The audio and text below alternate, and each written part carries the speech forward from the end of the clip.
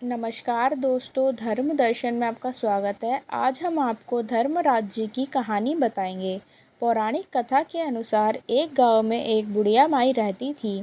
वह बुढ़िया माई खूब व्रत पूजन करती थी। जब उसकी उम्र पूरी हो गई तो उसे एक दिन यमदूत लेने आए और वह उनके साथ चल दी। रास्ते में चलते चलते एक गहरी नदी आई तो यमदूत ने बुढ़िया माई से पूछा कि तुमने अपने जीवन में गोदान किया था या नहीं।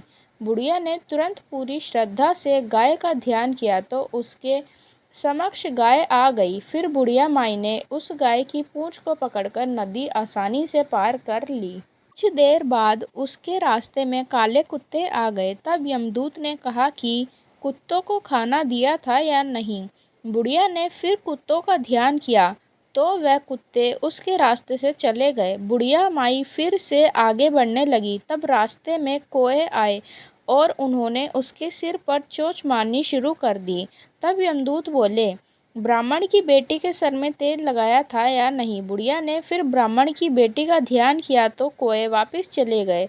कुछ आगे बढ़ने पर बुढ़िया माई के पैर में कांटे चुभने शुरू हो गए। अब यमदूत बोले, बुढ़िया माई खड़ाऊ का दान किया था या नहीं। बुढ़िया माई ने फिर ध्यान किया तो खड़ाऊ उसके पैरों में आ गई। बुढ़िया माई फिर आगे बढ़ी तो चित्रगुप्त जी ने यमराज से कहा कि आप यहाँ किसे लेकर आए हो। तब यमराज जी बोले कि बुढ़िया माई ने अपने जीवन में खूब दान पुण्य तो किया, लेकिन बुढ़िया माई ने अपने जीवन काल में धर्मराज जी के लिए कुछ नहीं किया, इसीलिए आगे के द्वार इनके लिए बंद है। धर्मराज जी की सारी बातें सुनने के बाद बुढ़िया माई बोली, आप मुझे सिर्फ 7 दिन के लिए धरती पर वापस भेज दे। मैं पूरी श्रद्धा से धर्मराज जी का व्रत और उद्यापन कर कर वापस लौट आऊंगी। धर्मराज जी ने बुढ़िया माई को वापस धरती पर भेज दिया। तब बुढ़िया माई अपने गांव आ गई। सभी गांव वालों ने उसे प्रेत समझकर अपने घर के दरवाजे बंद कर दिए। वह जब अपने घर गई तो उसके बहू बेटे ने भी उसे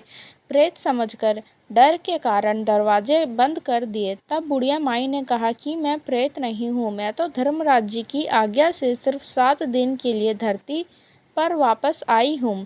इन 7 दिनों में मैं धर्मराज जी का व्रत पूजन पाठ उद्यापन कर से मेरे लिए परलोक के रास्ते खुल जाएंगे। यह माई की ऐसी बातें सुनकर उसके बहू बेटे उसके लिए पूजा की सामग्री ले आए, लेकिन जब बुढ़िया माई कहानी सुनाती तब वह हुंकार नहीं भरता, जिससे बुढ़िया माई अपनी पड़ोसन को कहानी सुनाने लगी। पड़ोसन भी कहानी सुनकर हुंकार भरती। इस तरह से 7 दिन धर्मराज जी की विधि विधान से व्रत पूजा और पाठ उद्यापन करने के बाद धर्मराज जी ने बुढ़िया माई को लेने के लिए विमान भेजा। स्वर्ग से आए विमान को देख उसके बहू बेटे के साथ साथ सारे गांव वाले भी स्वर्ग जाने के लिए तैयार हो गए। जब बुढ़िया माई बोलती है, मेरी कहानी सिर्फ मेरी पड़ोसन ने सुनी है तो इसीलिए वो ही मेरे साथ जाएगी, तब सारे गांव वाले बुढ़िया माई से धर्मराज जी की कहानी सुनने की आग्रह करने लगे। तब बुढ़िया माई ने सबको धर्मराज जी की कहानी सुनाई। कहानी सुनने के बाद गांव के सभी लोग विमान में बैठकर स्वर्ग को जाते हैं। तब धर्मराज जी कहते हैं कि मैंने तो सिर्फ बुढ़िया माई को लेने के लिए विमान भेजा था। तब बुढ़िया माई ने कहा कि हे धर्मराज जी, मैंने अपने जीवन काल में सभी पुण्य किए, उसमें से आधा भाग मैं अपने गांव वालों को देना चाहती हूँ। इस तरह से धर्मराज जी ने सभी गांव वासियों को स्वर्ग में जाने दिया।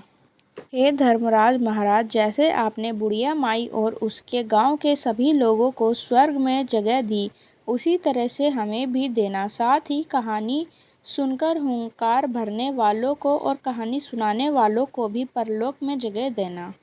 ऐसी और जानकारियों के लिए हमारे चैनल को सब्सक्राइब करें। धन्यवाद।